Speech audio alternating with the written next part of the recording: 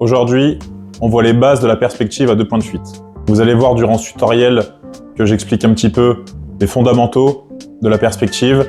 Pourquoi je fais cette vidéo sur la perspective à 2 points de fuite? C'est généralement celle qui est le plus utilisée dans ce qu'on fait en design industriel. Il y a aussi 3 points de fuite, mais c'est un petit peu plus compliqué, du coup on verra ça dans un autre tutoriel. Le rythme va être un petit peu plus lent dans cette vidéo, c'est normal. J'essaie de vous expliquer plus calmement comment fonctionne la perspective basique. Bonne vidéo à tous. On rentre dans le vif du sujet de cette chaîne avec cette vidéo pour vous expliquer un peu les bases de la perspective. Donc ici, comme vous le voyez, c'est votre scène. Et donc dans ce cadre, une photo mentale de votre environnement, de ce que ça peut être. Donc là, ça peut être tout et n'importe quoi. Et comme tout point de vue, quand vous regardez quelque part, il y a toujours une ligne d'horizon. Donc la ligne d'horizon, par exemple, là, on va la mettre en plein milieu. Voilà, comme ça. Et donc sur cette ligne d'horizon, donc on peut imaginer des montagnes, tout ce qu'on veut, voilà. Il y a toujours un ou plusieurs points de fuite. Donc imaginez un point là et un point là. Ils vont forcément amener à des lignes de fuite. Donc ça va partir droit du point en question, puis en avoir plusieurs, et de l'autre côté pareil. Et donc on peut voir que ces lignes vont forcément se croiser à un moment donné. Et donc sans parler d'autres points de fuite pour le moment, parce que ça serait compliqué la chose, on verra ça plus tard, dans une autre vidéo. On peut voir que si on part juste sur des lignes droites, donc on peut en mettre là, on peut en mettre une là, voilà. Ben là on peut voir qu'on a déjà le début d'un cube. Et donc on va faire pareil pour l'arrière. Je change de marqueur. On va aller, voilà. On va partir droit aussi, ça sera peut-être plus visible que si je fais des pointillés. Et bah ça va être pareil, donc vous partez de la base de l'arrière de votre cube et vous allez rejoindre le point de fuite en question qui lui correspond. Voilà. Et pareil pour lui. Partez de la base et vous allez essayer de tracer une ligne qui le rejoint. Pareil pour lui. Et pareil pour lui derrière. Et donc là, si on colorie l'ensemble du point de fuite à l'arrière, vous avez deux surfaces qui apparaissent.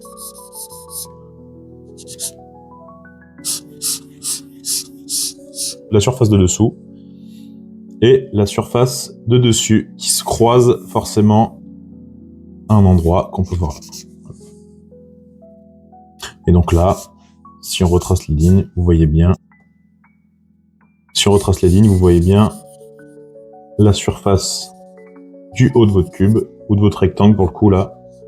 Le cube, ça va être un peu plus au feeling pour faire un cube parfait. Mais là, on est basé pas sur un rectangle, pardon, sur un pavé. Voilà, pour parler géométriquement juste. Et donc là, on peut voir en transparence votre pavé. Et donc, vous avez suivi les règles de 2 points de fuite.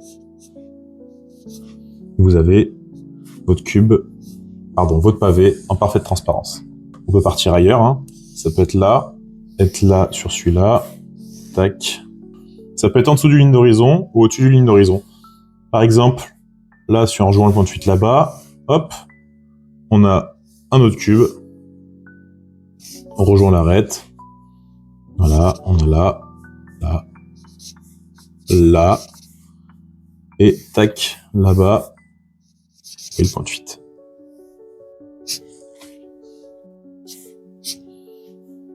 Donc c'est exactement la même chose de partout.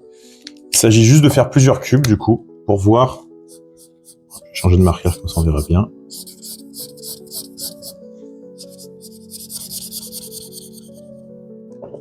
Il peut y en avoir d'autres, hein, ça peut être au-dessus. Imaginez que derrière se rejoint, tac, tac, tac, tac, tac, tac, tac, tac, tac, tac, tac, tac, tac, tac. Ça peut être carrément.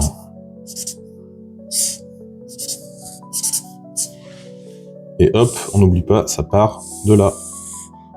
Et là, vous avez votre ligne juste et précise qui part vers le point de fuite. Et donc après, pour définir le cube vraiment, ça va être plus au feeling. Donc, toujours pareil, droit. Et là, vu qu'on n'a pas défini de point de fuite à la verticale, ça va rester parfaitement parallèle.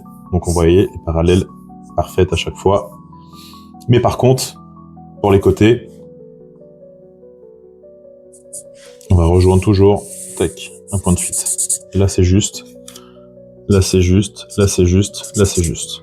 Et derrière, on n'est pas obligé de le faire celui-là en transparence, mais on pourrait aussi, enfin avec des petits pointillés, tac, qui vont rejoindre. Et pareil, donc ça va revenir pour l'arrière, tac, tac, tac, tac, tac. Et là, droit derrière, voilà. Et donc on a notre tube en transparence. Donc pour bien comprendre le phénomène, on peut refaire un petit cadre ici. Donc là on repart d'un nouveau cadre. Hein.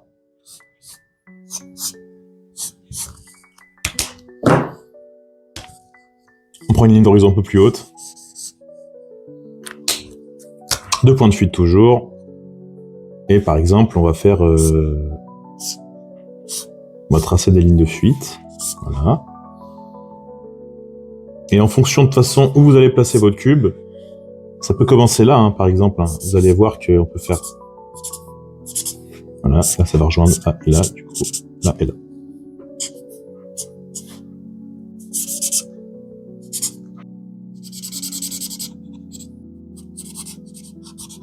Je remets les lignes pour bien définir le cube, mais les lignes sont là, là, là et là.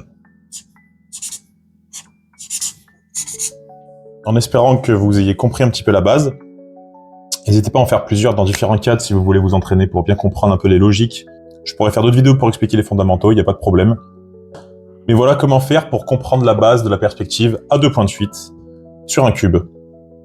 Merci à tous d'avoir regardé ce tutoriel. N'hésitez pas à me contacter par mail ou dites-moi en commentaire ce dont vous avez besoin. Je me ferai un plaisir de vous répondre.